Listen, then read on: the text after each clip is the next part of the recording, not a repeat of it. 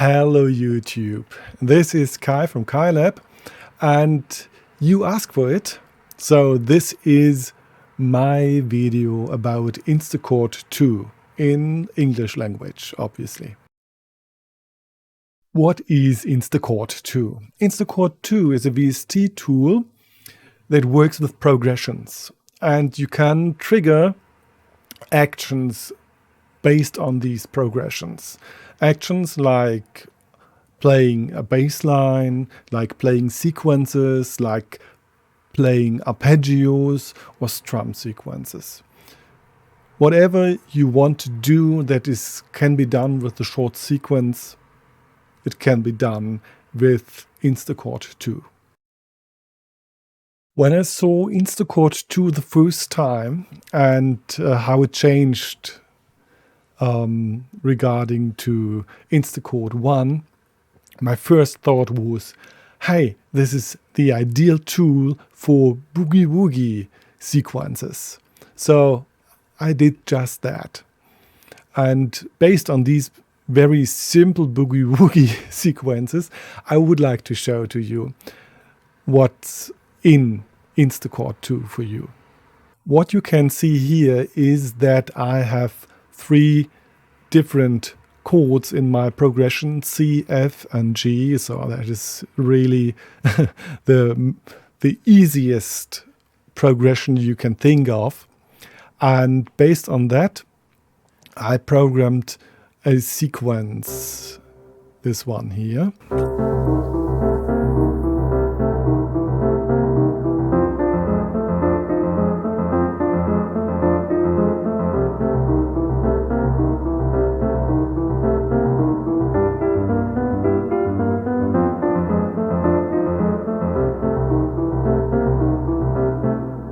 So that sounds really easy, and it is. And if you are really proficient in playing your piano or keyboard, you don't need this. But I am not. So for me, this is really a potential way to play boogie-woogie. So what I also did was a sequence that I would call Baby Elephant Walk, because it's based on Baby Elephant Walk from Henry Mancini. I might put into the video description a link later. So this is Baby Elephant Walk.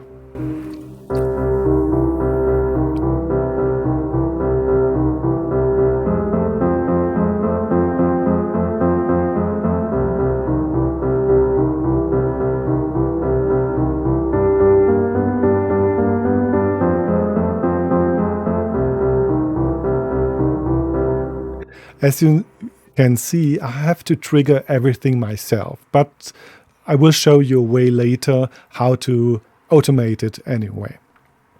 So what you can see is that you can have short sequences and put it into the system and trigger these short sequences with InstaChord2 based on the progressions. What you can also do, and that is really interesting, is you can play 2 different sequences at the same time, and you can route it to different instruments. For example, I have this boogie-woogie line,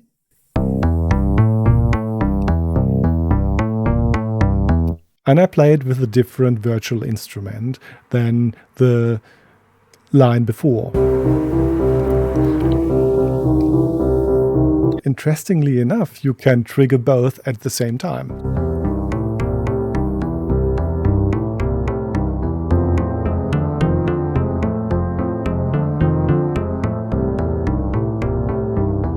That is something that you can do with InstaChord, and that is all these things I did myself, but there are also a lot of presets, as you can see here. Arpeggios, strum sequences, riffs. There are also legacy picks that you can use from the last version. And yeah, that's basically all you have at the moment. But it's really, really useful. Let's talk about the general settings in the interface of the plugin. You find it at the top of the plugin. Here you have a menu where you have the usual things. Especially interesting for some people might be the UI scaling. Scale your interface to your liking.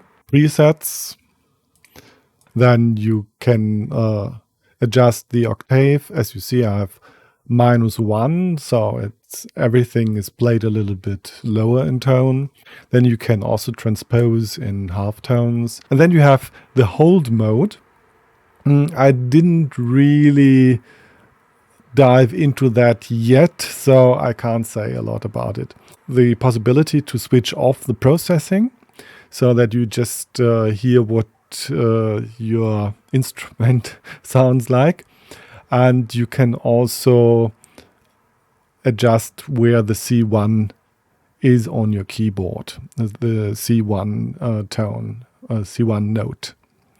So that's the general interface, how to play this thing.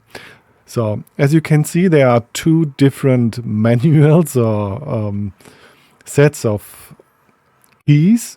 The lower part of the interface are the keys you can actually play on your keyboard. And if you press something, nothing happens. And that was exactly what happened to me when I bought InstaChord2. I pressed the key and nothing happened. But that is actually something that is by design, because you have on the lower part, you have two different sets of chords you can program. And on the higher part, you have two different sets of actions that determine how to play this chord. So if I choose a chord, I need also the action. So the action is not much different here, but you see, I can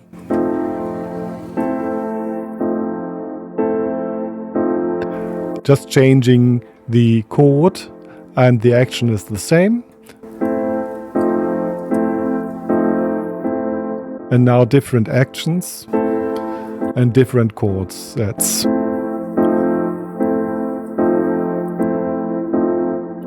That's actually, if you understand how this works, you have understood how to operate this plugin. You can add new actions to your action set. For example, also to your picks A, for example. So I just do that now. And yeah, I play a strum. So and if I do this now,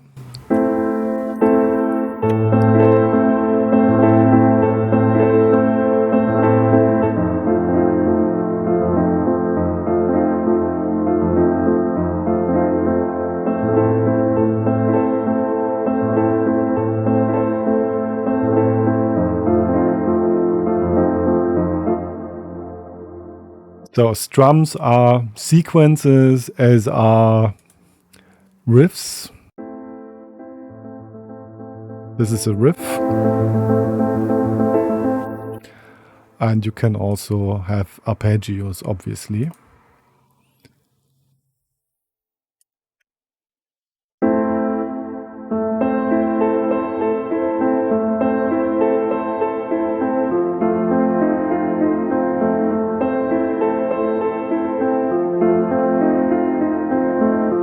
You can have two different sets of picks and two different sets of chords. So that is what you have to understand here. What's also interesting is you can play two or more actions at the same time.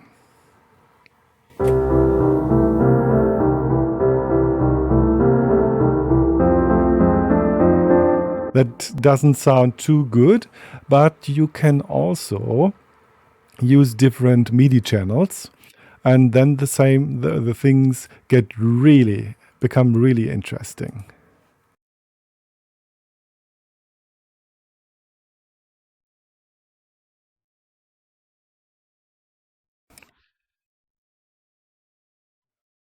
As you see, I have a different boogie line on this action.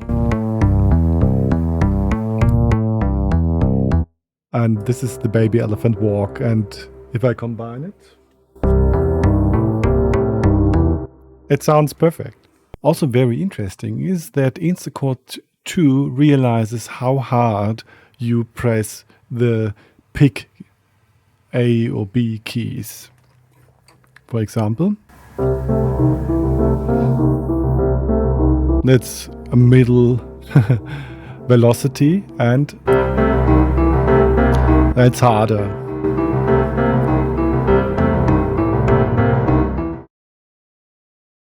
One thing that really annoyed me is if I play this like this. It sounds good, and I want to play now the lead voice, but it's not possible because I have to use both of my hands, and so I have no hand free for playing the lead voice. So what can you do? Well, InstaChord2 does not give you the opportunity to automate the playing inside of InstaChord2. But since InstaChord2 is controlled by pressing keys, you can automate InstaChord2 by your DAW. That means you have two different possibilities or opportunities to automate InstaChord. The first one is through the control track. So you arm your track and you just start the recording.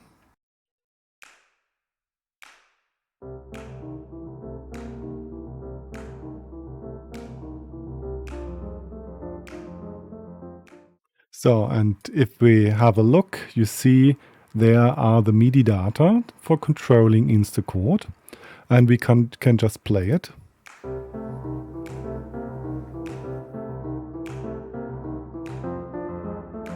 So that's one possibility how to automate this. You can also record directly into the track where your virtual instrument is. Instead of recording this one, arming this one, we arm the another track and we just play record.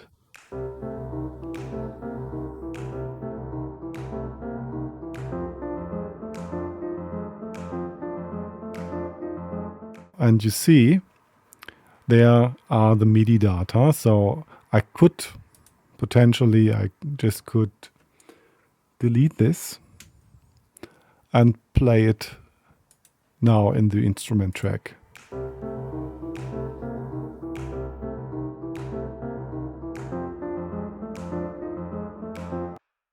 These are the two options you have to automate InstaChord.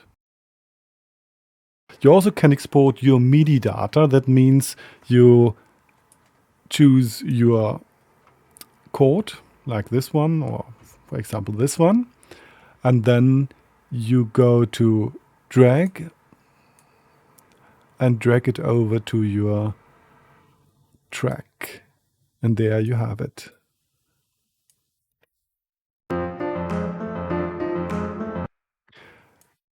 And just be aware, the velocity of these MIDI data is determined here with these small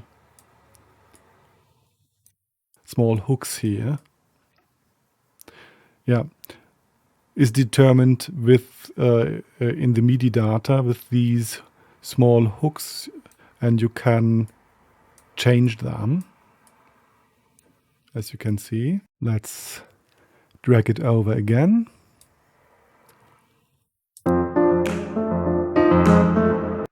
That's the MIDI export. What about your old InstaChord1 presets? Can you use them in InstaChord2? Yes, you can. You can import them as I did here. These are all my InstaChord1 presets. I bought a big pack of them and it's very easy to import them. You just go to menu and open preset folder and you just copy them here in this preset folder, as you can see. It's very straightforward.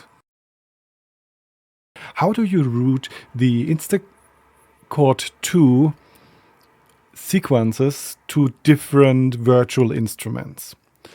That's really easy. You have to choose the channel you want to route in.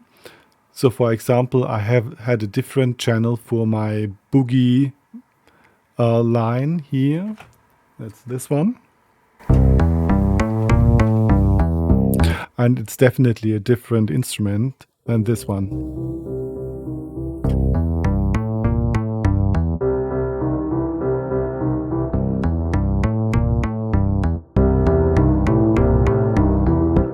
You choose just different channels and then you have to look into your DAW. I showed at the example of Cakewalk. And there we know we have now InstaChord channel 1, as I did here. This is the piano in Unify.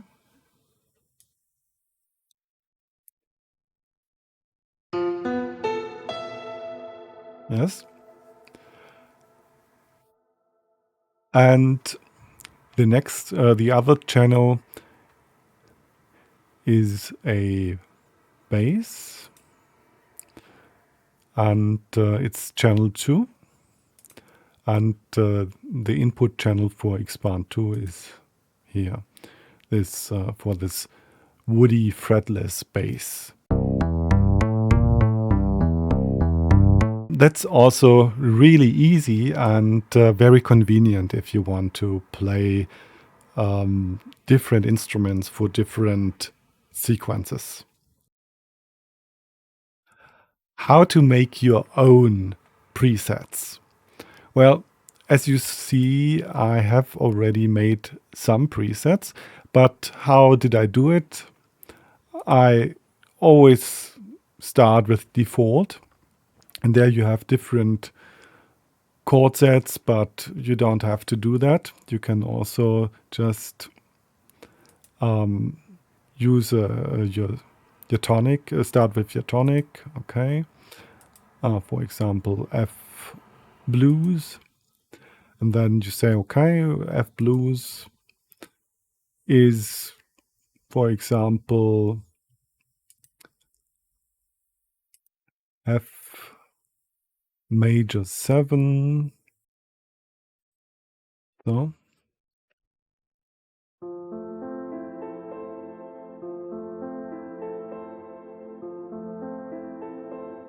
So now I created my first chord and then D minor. D is okay. D minor is already there. Let's do D minor 7th and add 11. That's quite a chord. And it sounds like that.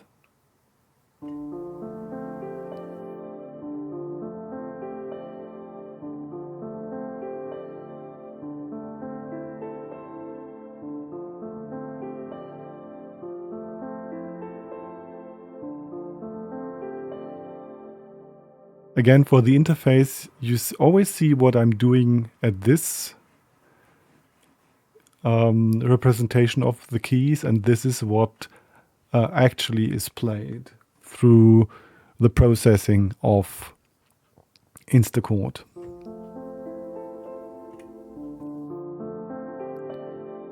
So this is, for example, a very small progression, just 2 chords, and I like it. So, but the pattern maybe is not what I'm really looking for because it's more strum.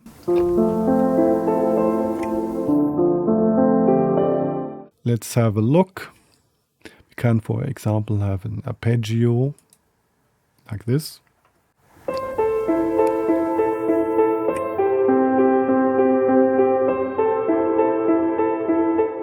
And that's a little bit too small. We want more.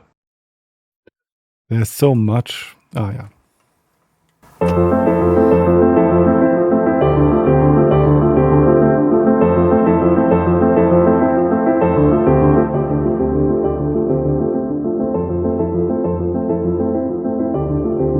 You realize what I did? I just changed the velocity in that form that I did press the key softer for the action, for the pick.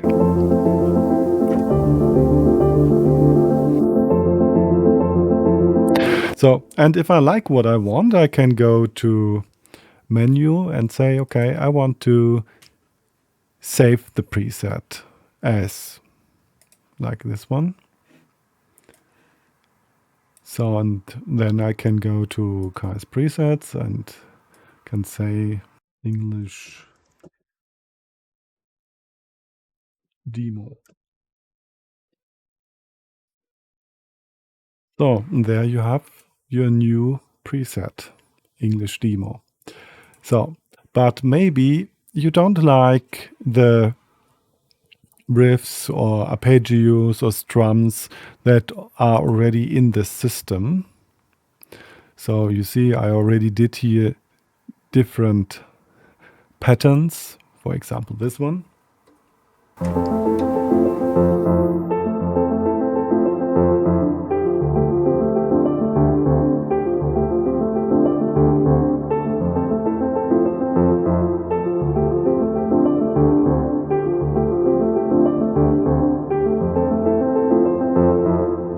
Sounds nice, but you can do your own.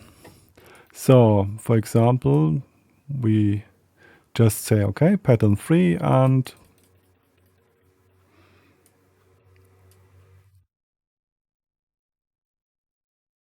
just program that like no one would do it. But why not? I mean, it's your system. You can do what you want, can't you?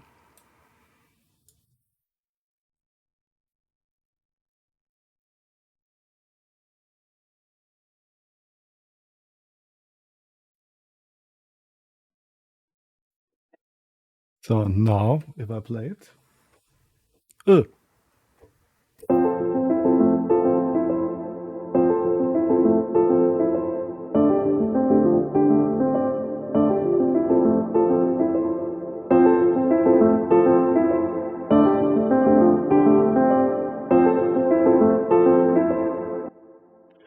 yeah, you could say this is a little bit too staccato, but you can change that like this.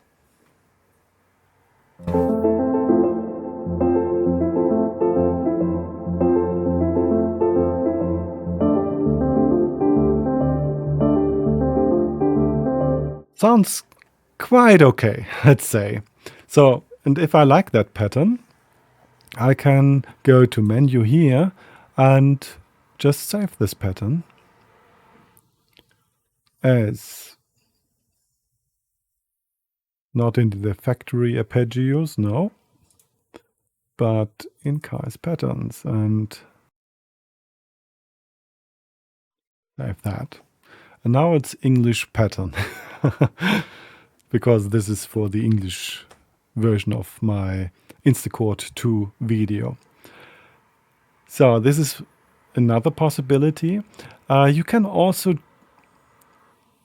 generate your own custom chords, and this is done like you go on custom chord I don't really figure out how to do this with MIDI Learn, but you can create it manually.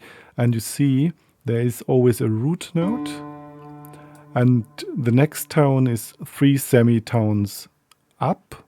That's this one. And the next tone is from the root note 7 semitones. And so on. So I did this. If we have a look into my Boogie Woogie, there you see these are non-standard chords that I defined. And it's just only applicable for Boogie Woogie, because if I use, for example, a pattern from the factory settings, for example here like this, it will sound, most probably it will sound awful. Let's try this.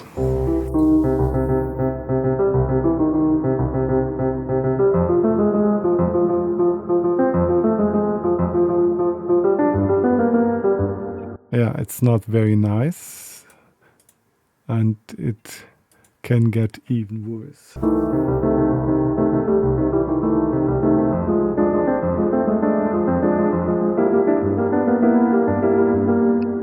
Custom chords. Yeah, you have to, if you use custom chords, you know, don't use the factory presets for the patterns.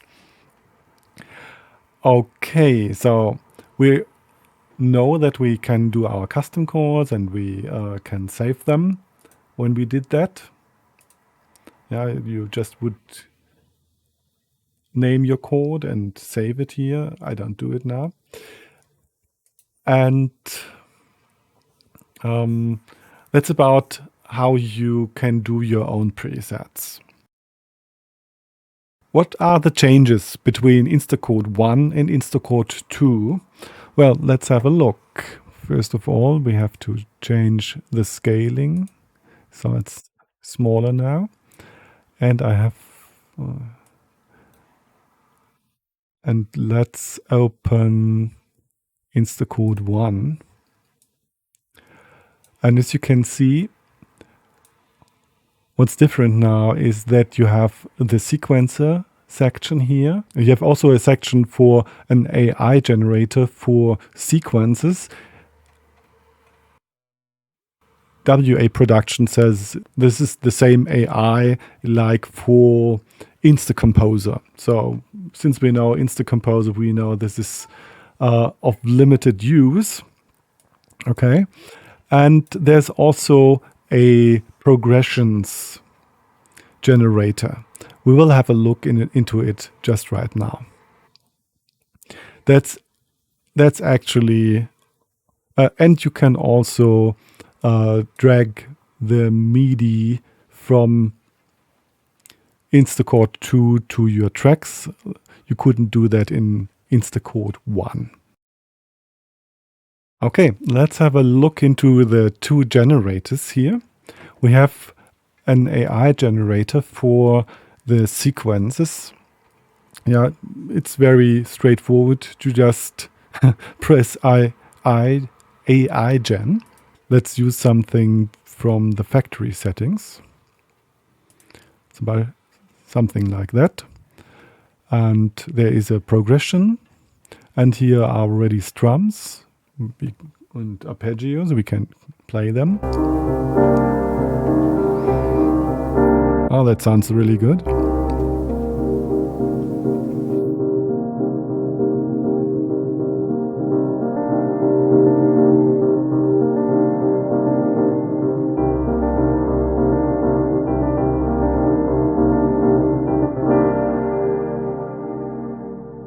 Okay, that is meant to be an end, but we don't want to end it now. So we just say, okay, we want another pattern, and this one should be generated by the AI.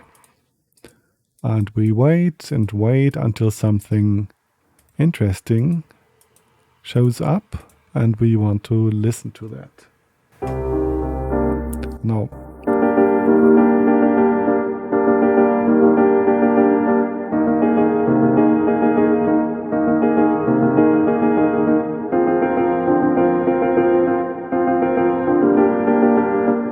Yeah, and as I said, the AI is not really impressive. It's just something that it generates, and I often ask myself, why?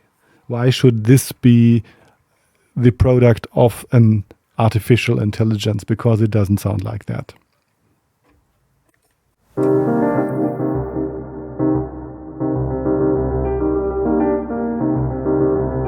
Okay, that's not bad.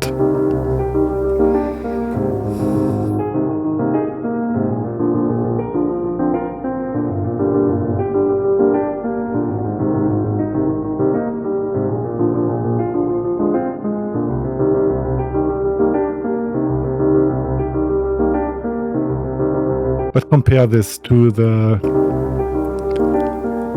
factory setting.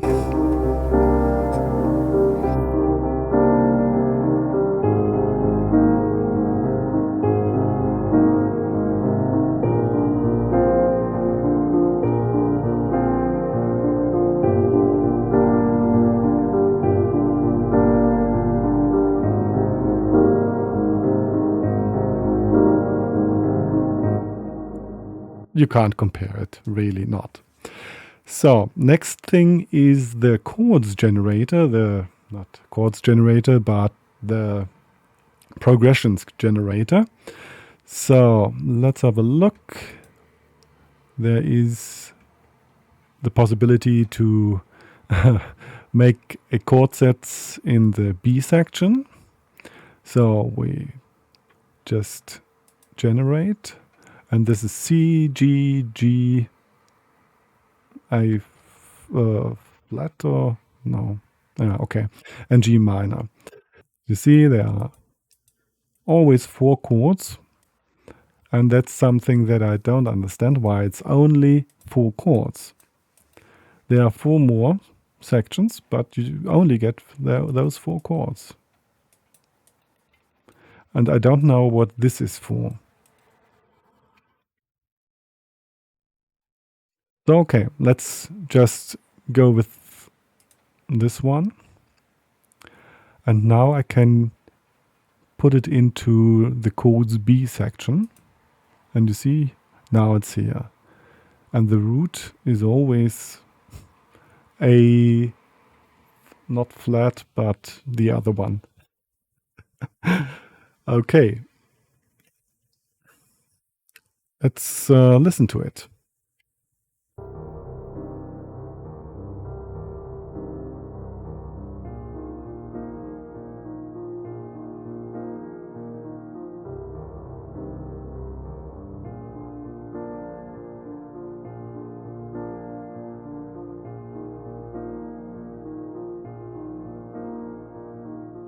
Doesn't sound really bad, but actually at that point I would say just use scalar, and you will be much more happy than, well, you will be happier. Yeah, you will be happier if you use this for your chord progression.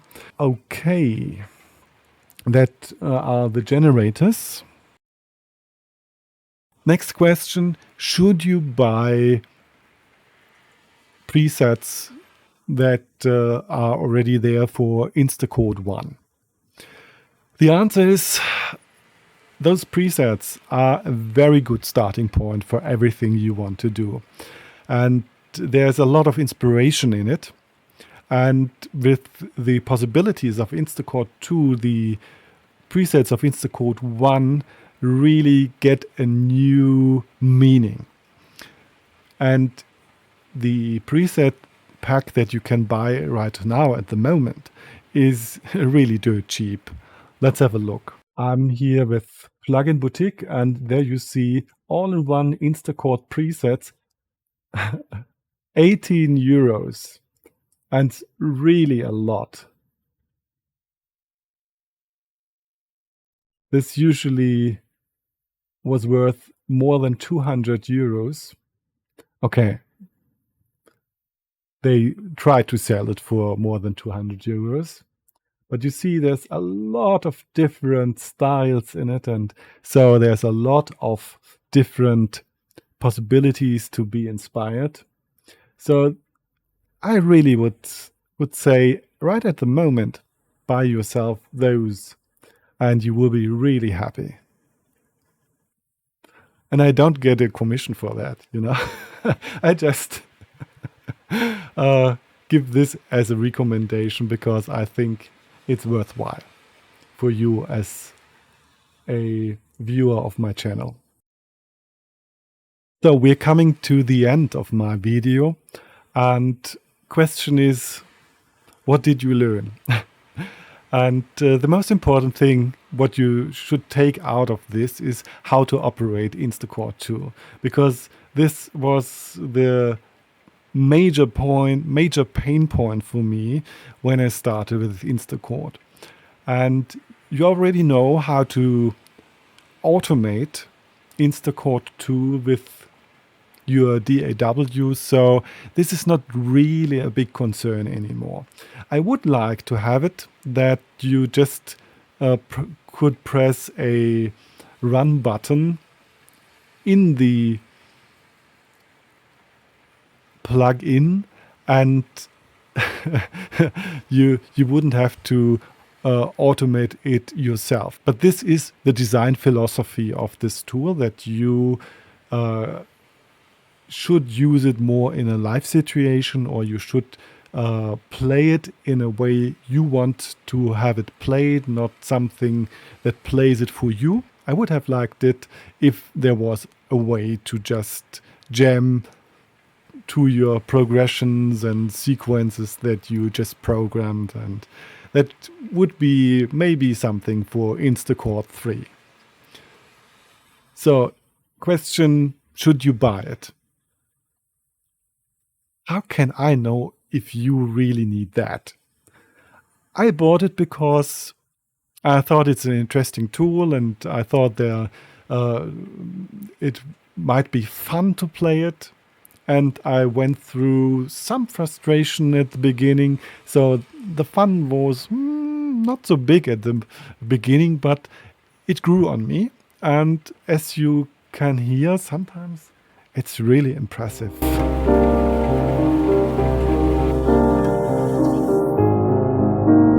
It sounds really good.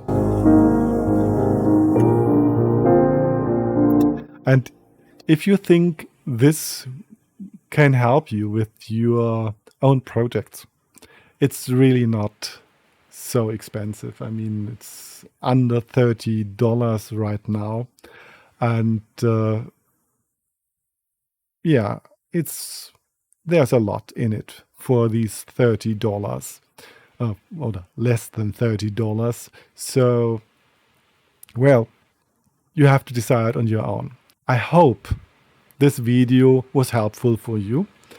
And as you know, my channel usually is a German channel, but from time to time, when I see that there are not a lot of international videos about a plugin or so, I do also English content. Maybe subscribe. Until next time, bye-bye.